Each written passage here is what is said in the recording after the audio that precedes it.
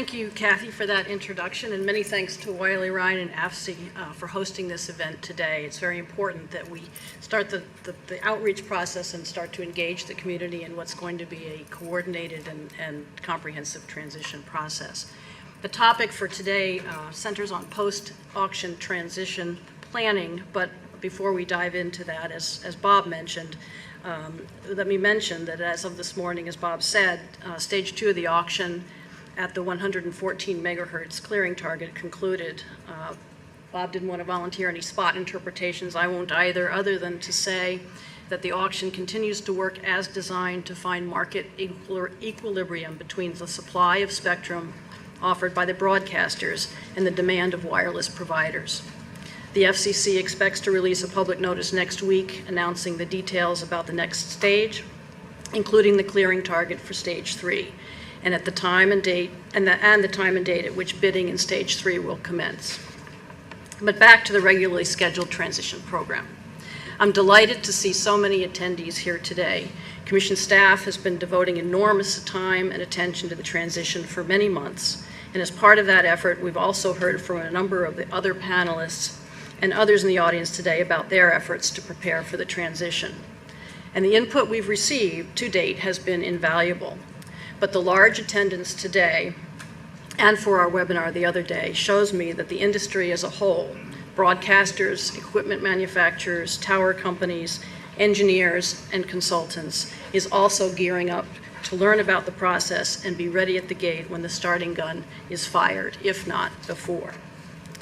The theme of our post-auction planning is coordination, since each and every station move is connected to all other station moves, either by interference, resource management, geography, or all of the above. The fact that members of all the relevant segments of the industry are taking the time to be here today gives me great confidence that the relevant stakeholders are taking their roles seriously and will be ready, willing, and able to work together to get the job done. For obvious reasons, the timing of this conference is impeccable. On September 30th, we released our proposed transition scheduling plan public notice, or as we like to call it, the TSPPN. And on Monday, we held a webinar to walk through the details of that proposal and to field questions from the public on why we designed the model the way we did and what the impact would be of tweaking certain inputs to the model. To the extent that you were not able to attend, the webinar was recorded and is available on the Commission's website. While we won't know the precise numbers or identity of the stations that will need to move to new channels until the auction concludes, the TSPPN sets forth a proposed methodology for transitioning stations that do need to move once the final stage rule is met.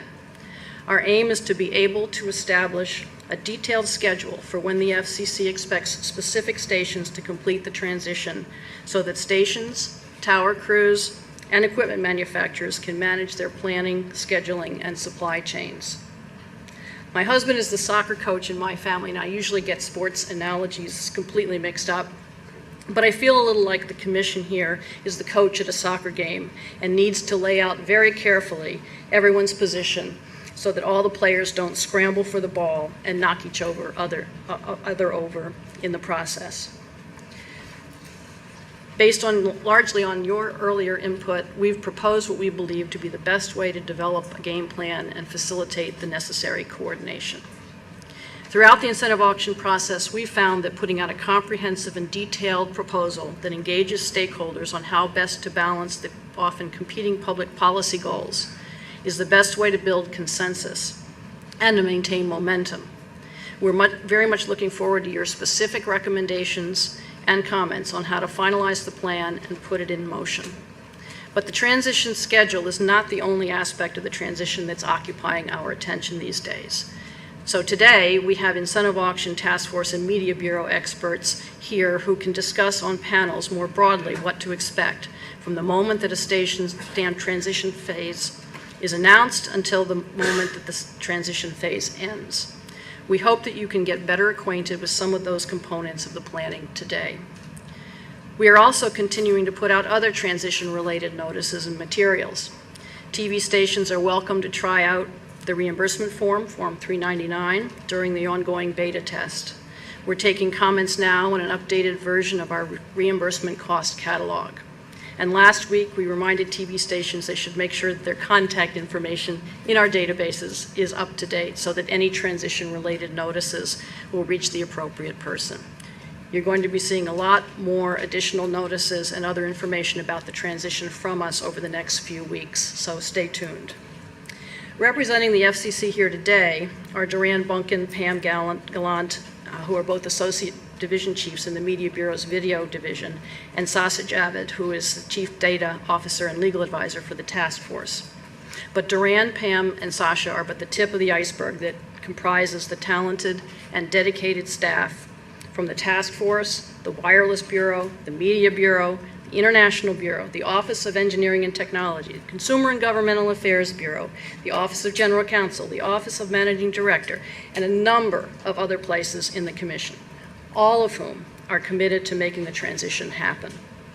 All of you in this room understand, as you understand better than anyone else, this is not a simple coordination effort, and I want to assure you that we have the Commission's A-team working hard to be sure that we make it as efficient and seamless as possible.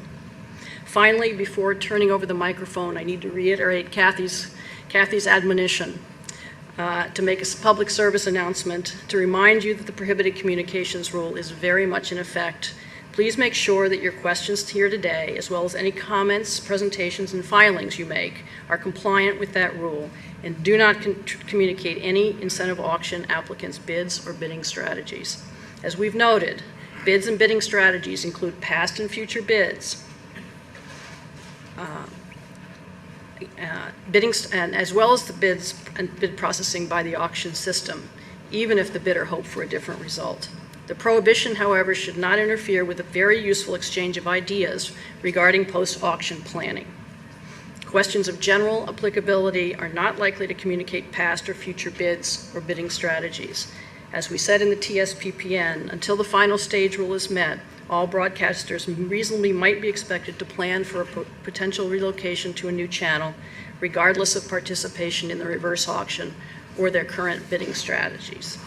Again, I want to thank Wiley Ryan and AFSI for hosting, other panelists for taking the time to provide their insights, and all of you for participating today. And we look forward to your continuing involvement over the coming weeks as we finalize the post-auction planning.